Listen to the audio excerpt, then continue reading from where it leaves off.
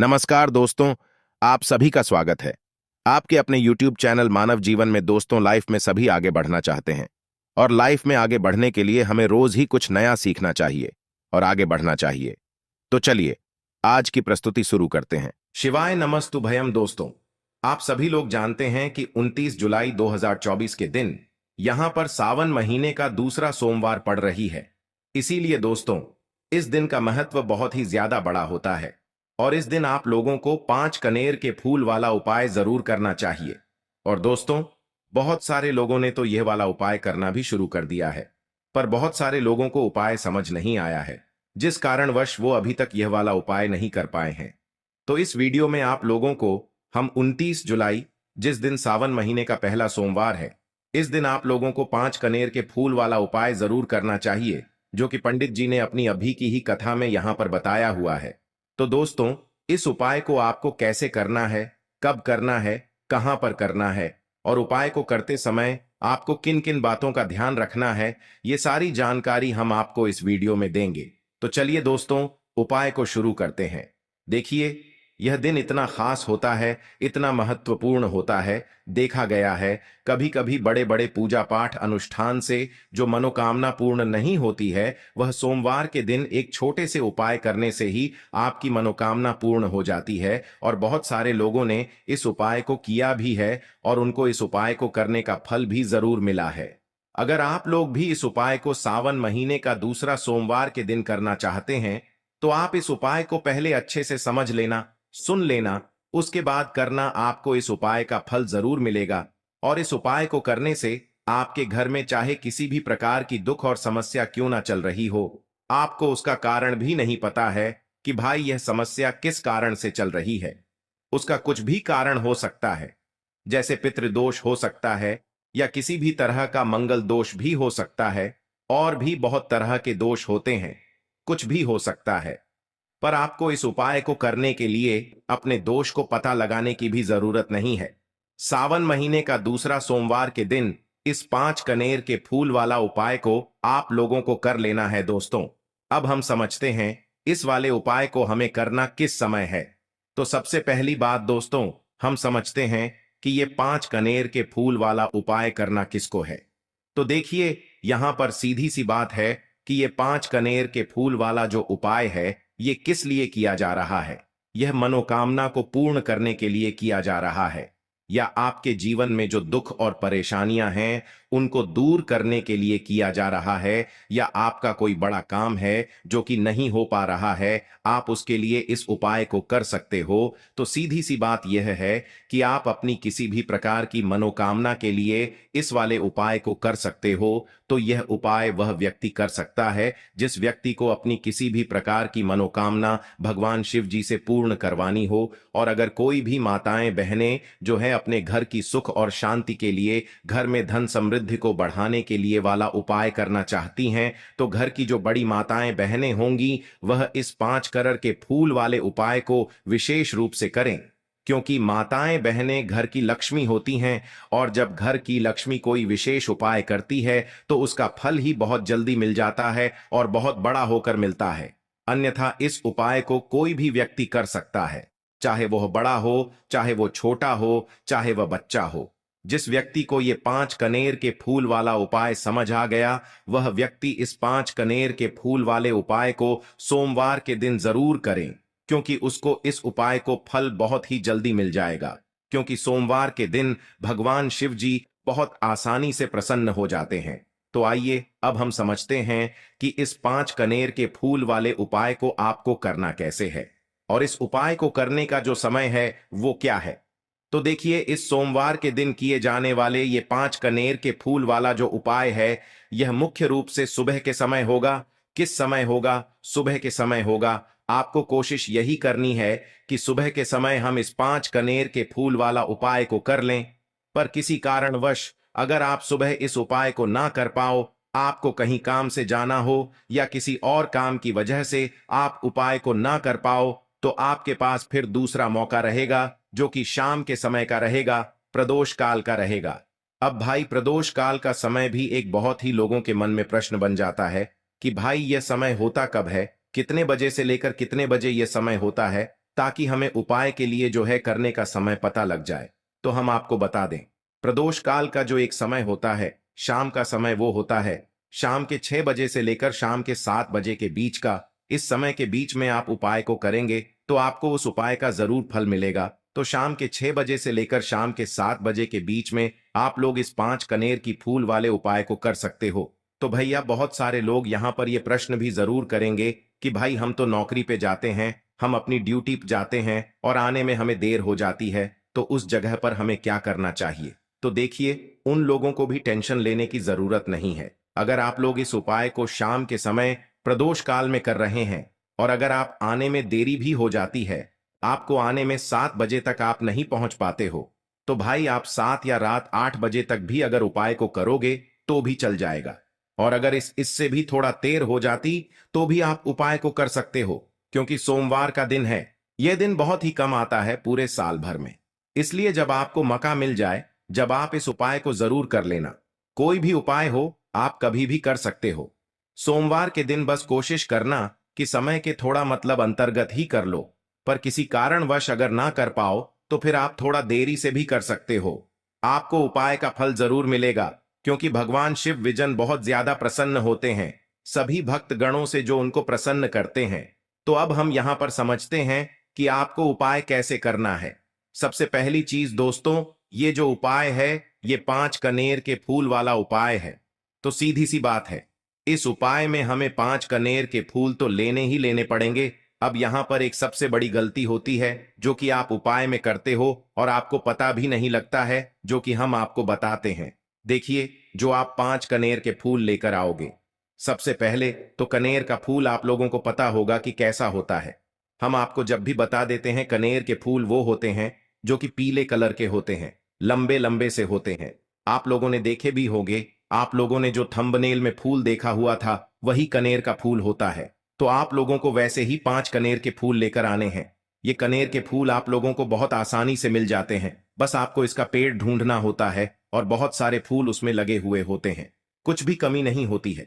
बस दोस्तों, आपको यहां पर ध्यान इस बात का रखना है कि अगर ये 5 कनेर के फूल जो है, मतलब कनेर के फूल का पेड़ जो है कहीं बाहर लगा हुआ है, वो किसी के अंडर में नहीं लगा हुआ है, किसी का वो पेड़ नहीं है, तो आप बिना पूछे जो है वह कनेर के फूल तोड़कर ला सकते हो। पर अगर कोई सा कनेर का पेड़ किसी के घर के अंदर लगा हुआ है और आपको वह कनेर के फूल उसके घर के अंदर से चाहिए, तो भाई उससे पहले पूछना कि भाई हम जो है आपके पेड़ में से 5 कनेर के फूल ले लें या कनेर के फूल ले लें।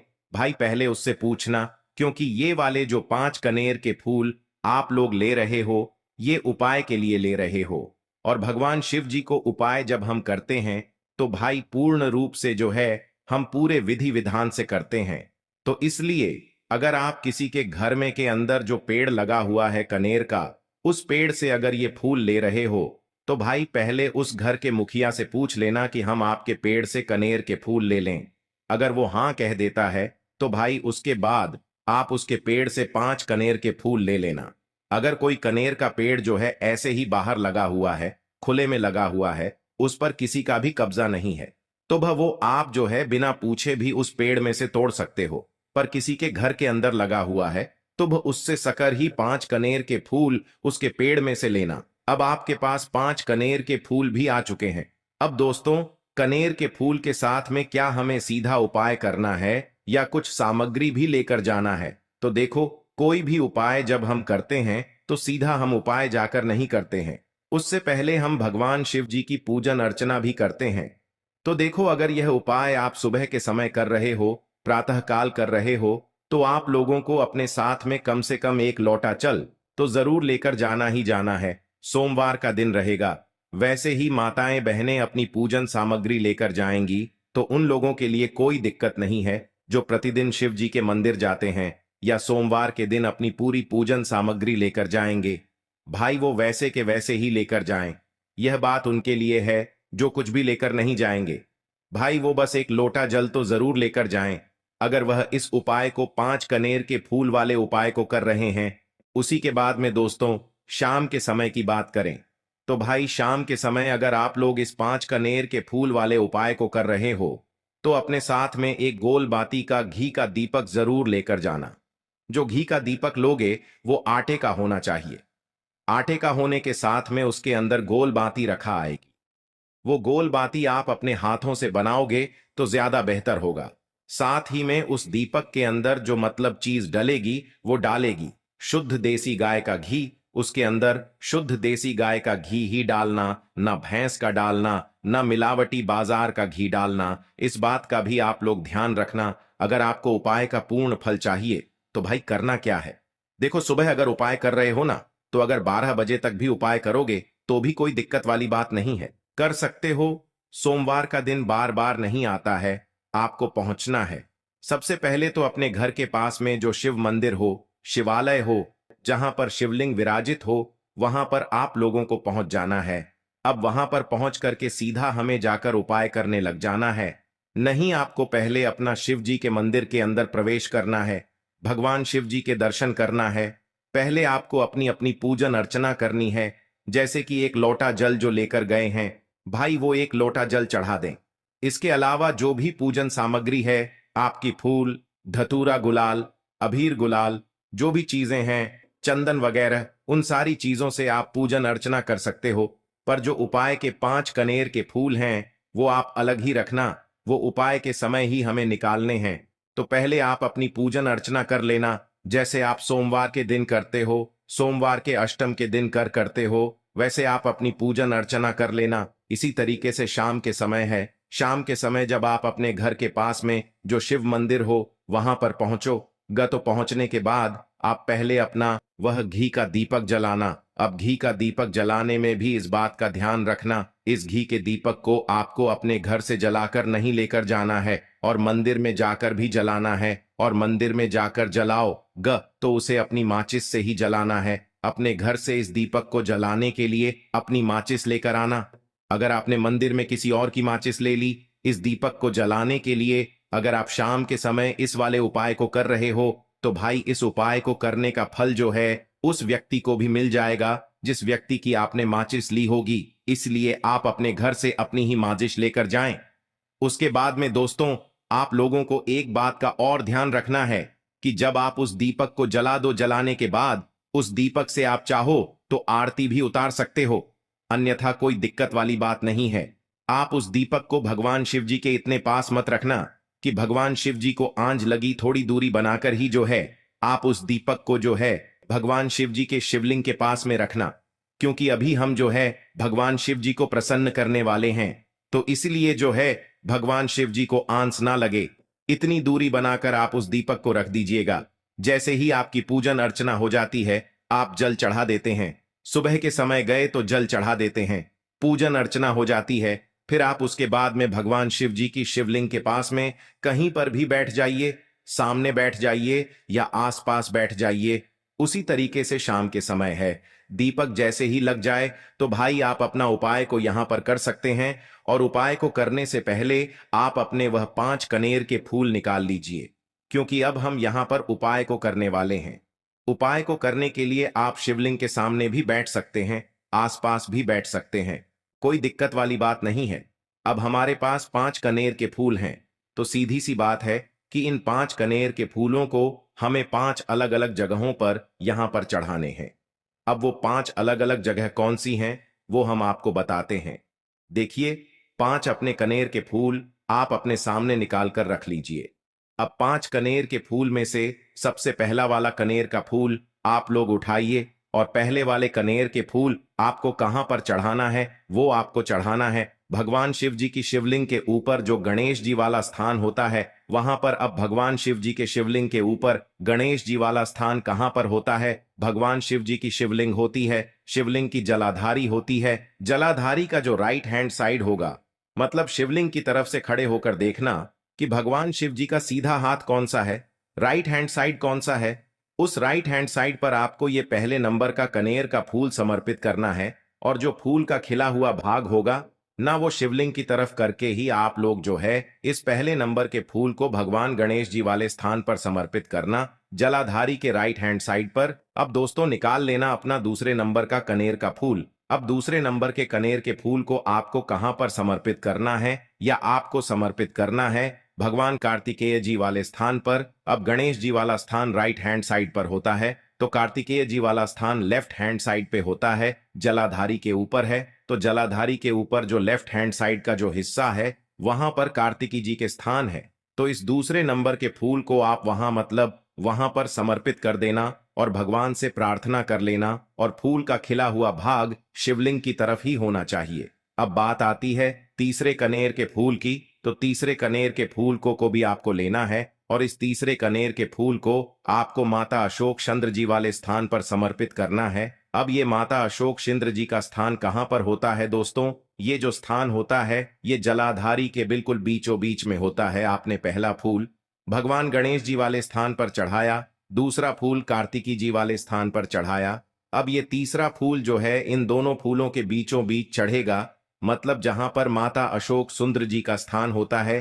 खिला हुआ भाग शिवलिंग की तरफ करके ही जो है इस तीसरे नंबर के फूल को आप समर्पित कर देना माता असक चंदी वाले स्थान पर। अब बात आती है चौथे नंबर के फूल की।